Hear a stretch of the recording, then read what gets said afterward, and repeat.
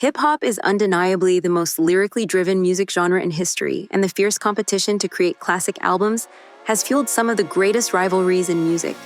Legendary figures like A Tribe Called Quest, Biggie, and Kanye West have all delivered iconic albums that are universally regarded as classics.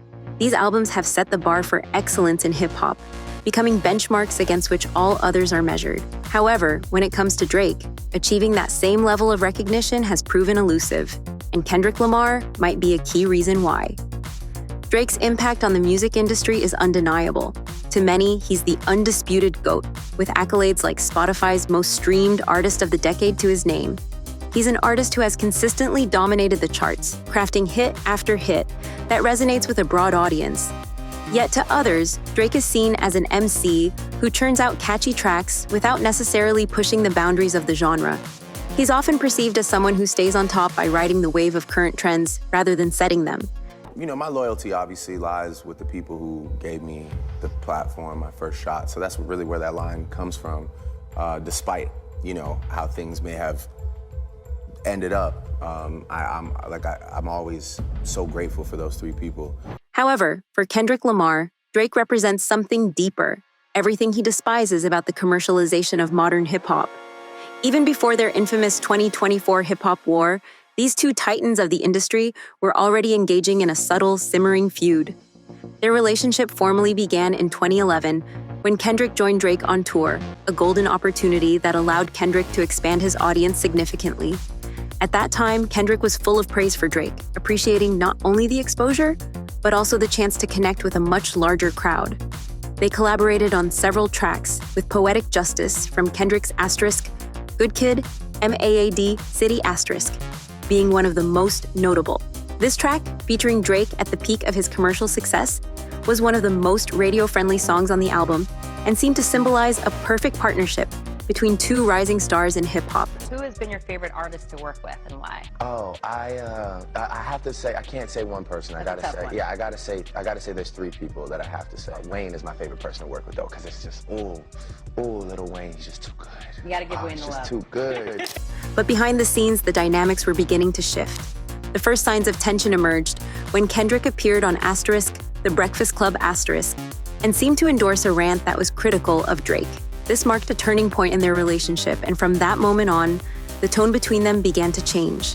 They never collaborated again, instead entering a period of subliminal disses and online jabs that signaled the start of a brewing rivalry.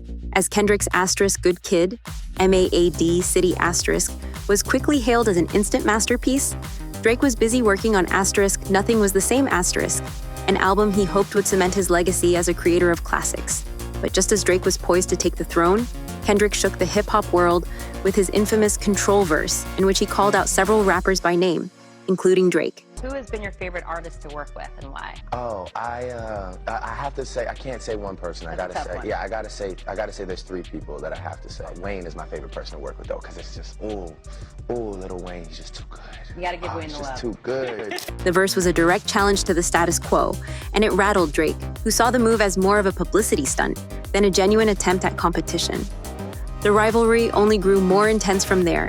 Drake's efforts to solidify his legacy with Asterisk, Nothing Was the Same. Asterisk were overshadowed by Kendrick's rising influence and critical acclaim. The tension between them became even more apparent when neither of their albums won Best Rap Album at the 2014 Grammys, with Macklemore's Asterisk, The Heist Asterisk, unexpectedly taking the prize. Drake didn't hide his frustration, believing that Kendrick was receiving undue praise and recognition at his expense, adding fuel to the fire of their growing rivalry. In the book, there's a part in the book where you say that he came in and told you that he had smashed one of your girls. When he yes.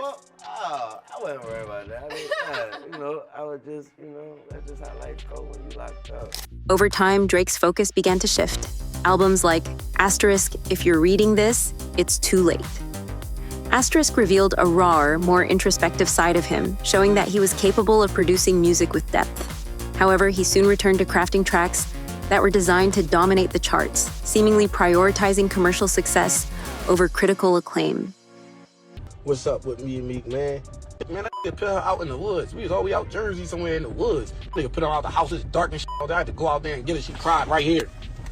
Am I lying, Nicki? Ask Meek's sister. She was there, and her baby father. He was there too. Am I lying, y'all? His mom was there. His mom, yo, I ain't lying. Meanwhile, Kendrick continued to push the boundaries of the genre with projects like Asterisk to Pimp a Butterfly Asterisk, which was celebrated not just for its musical innovation, but for its profound social and political commentary. Kendrick's ability to create albums that resonated deeply with both fans and critics set him apart as an artist who was unwilling to compromise his vision for commercial gain. You know, my loyalty obviously lies with the people who gave me the platform, my first shot. So that's really where that line comes from, despite, you know, how things may have ended up. I'm always so grateful for those three people. Who has been your favorite artist to work with and why? Oh, I have to say, I can't say one person. I gotta say there's three people that I have to say. Wayne is my favorite. As Drake became increasingly fixated on numbers and chart-topping hits, this obsession became a defining part of his brand. He embraced his role as hip-hop's ultimate chart topper, consistently delivering the anthems that dominated radio airplay and streaming platforms. In contrast, Kendrick remained committed to creating cohesive, impactful bodies of work that challenged listeners and pushed the genre forward. By 2019, Drake was still publicly expressing respect for Kendrick and J. Cole, looking forward to seeing who could maintain their success into the next decade. However, it seems that whatever mutual respect once existed between Drake and Kendrick has since eroded, with Kendrick emerging as the artist who never compromised his artistic integrity. But the story of their rivalry doesn't end there. Kendrick and Drake found themselves locked in another battle, this time on Drake's home turf, the Billboard charts. Kendrick's Asterisk, Damn. Asterisk not only earned critical acclaim, but also outperformed Drake's Asterisk, More Life, Asterisk, in terms of album sales, a feat that likely stung Drake, who had always prided himself on his commercial dominance.